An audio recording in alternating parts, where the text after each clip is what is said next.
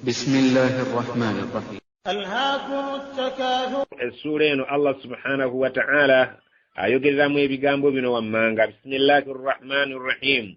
Alhaakum at-takathur, kubasiriwazza okuyinjiwaza emaali. Alhaakum at-takathur, kubalagajjazza okubeera nti mukuŋŋaanya ebingi nga bye baabatuma, so nga bwe tuba tuva ku nsi kuno tolina kyogenda nakyo ng'oggyeko essandayo, tolina kyogenda nakyo ng'oggyeko engoye ze bakuzinzeemu. Allah subhanahu wa ta'ala yeewuunya omuntu akeera ku makya nayerabira okusaala, nayerabira okusiba, nayerabira okutoola zaka, nayerabira okusiba omwezi gwa Ramadan, nayerabira okugenda e Makka, n'agamba nti obudde obugenda e Makka sibulina, ndi mu kukola ate hijja ejja neetuukira mu biseera bya Christmas ng'ate awo ssente ziba zimaze okuvulula, essente awo ziba zimaze okuvuluja, essente awo ziba sizoni ezikola ssente, nze obudde ssente nzirina naye obudde obugenda e Makka busirina. Allah agamba nti alhaakum, kubasiriwazza, takathurun, okuyinjiwaza ebingi, muyinjiwaze ssente ku akawunti, muyinjiwaze ssente mu nsawo zammwe,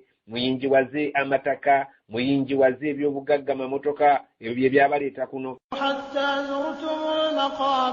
Hatta okutuusa zurtumul maqabira, mutuuse n'okubeera nti mutwalibwa mu ntaana nga mukuŋŋaanya bukuŋŋaanya. Omuntu afuna accident ng'esswala zamuyiseeko dda, Ramadan tazisiibye, hijja tavuze, ne batuuka okumutwala mu ntaana nga bamugye mu kukuŋŋaanya bukuŋŋaanya ssente. Allah subhanahu wa ta'ala agamba hatta zurtumul maqabira, okutuusa le batuuse okubateeka ne mu ntaana zammwe, ne mugenda okuziikibwa nga temuyinako mwekoleddewo ku sayidi ya Allah, wabula mubbinkana, mutobana kukuŋŋaanya nsi eno. Kalla sawfa ta'lamun. Kalla nedda, si bwe kyandibadde. Sawfa ta'lamuuna, bujja kukeera enkya mujja kutegeera ekituufu nti kye mwali muteekwa okukola si kye mwakola. Thumma kalla sawfa ta'lamun. Thumma, oluvannyuma nga mumaze okubeera nga muva kuno, kalla sawfa ta'lamuuna, mazima ddala mujja kutegeera nga mutuuse ku kiyama nti kye mwakola si kye mwali muteekeddwa okukola. Mu ssaawa y'okuva mu nsi ojja kitegeera nti kye wali oteekeddwa okukola si kye wakola. Ne ku lunaku lw'enkomerero ojja kutegeera nti kye wali oteekeddwa okukola wawaba. Kalla law ta'lamuuna ilma al-yaqiin. Kalla, mazima ddala, law ta'lamuuna ilma al-yaqiin, singa mwali mumanyi olumanya olwannamaddala, temwali badde ng'ebirowoozo byammwe byonna mubimalira mu kutuuma nsimbi na kukola. Latarawunna al-jahiim. Latarawunna al-jahiima, mujja kukeera enkya mulabe omuliro jahiim n'amaaso gammwe. Thumma latarawunnaha 'ayna al-yaqiin. Thumma, oluvannyuma latarawunnaha, mujja kulaba 'ayna al-yaqiin, n'eriiso erikakasiza ddala nti gwegwo gwennyini Allah gwe yateekawo. Thumma latus'alunna yawma'idhin 'anil na'iim. Thumma, oluvannyuma latus'alunna, mujja kubuuzibwa yawma'idhin, ku lunaku olwo, 'anil na'iim, ku byengera byammwe.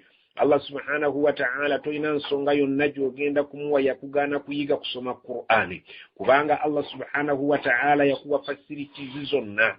Oli facilitated, buli kintu kyonna baakikugondeza okubeera nti otegeera bulungi nnyo Allah by'ayagala. Allah subhanahu wa ta'ala tolina excuse gy'ogenda kumuwa nti walimu okusaala, tolina excuse gy'ogenda kumuwa ng'etegeerekeka nti walimu okusiiba, tolina excuse gy'ogenda kuwa Allah subhanahu wa ta'ala yakugaana genda kukola hijja nga yakuwa ensimbi, tolina excuse gy'ogenda kuwa Allah subhanahu wa ta'ala nga yakuwa ssente n'ogaana okuwa zaka. Allah agamba latarawunna al-jahiim, mujja kulaba muno jahiim n'eriiso lyammwe mu kukakasa nti gwegwo. Thumma latus'alunna, oluvannyuma omala oggula batandika okubuuza yawma'idhin 'anil na'iim, ebyengera bye baakuwa.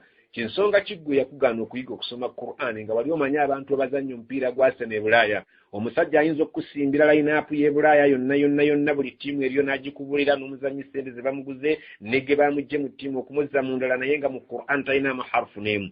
Tolina excuse gy'ojja kuwa Allah subhanahu wa ta'ala ewulirwe yagaana okuyiga okusoma Qur'an. Ekyo kye tekiriyo. Wabanga Allah agenda kukubuuza alam naj'al lahu 'aynayni, amaaso abiri tewagalina, wa lisaanan, n'olulimi nga lusobola okwogera, wa shafataini, n'emimwa ebiri, byonna ebyo twabikuteekako nga bikusobozesa okubeera ng'oyiga okusoma Qur'ani. Teri muntu yenna, baganda bange, mbakubiriza agenda kuwalukusa Allah subhanahu wa ta'ala lubeere nga lutegeerekeka olwamugaana okuyiga ekitabo kya Allah subhanahu wa ta'ala.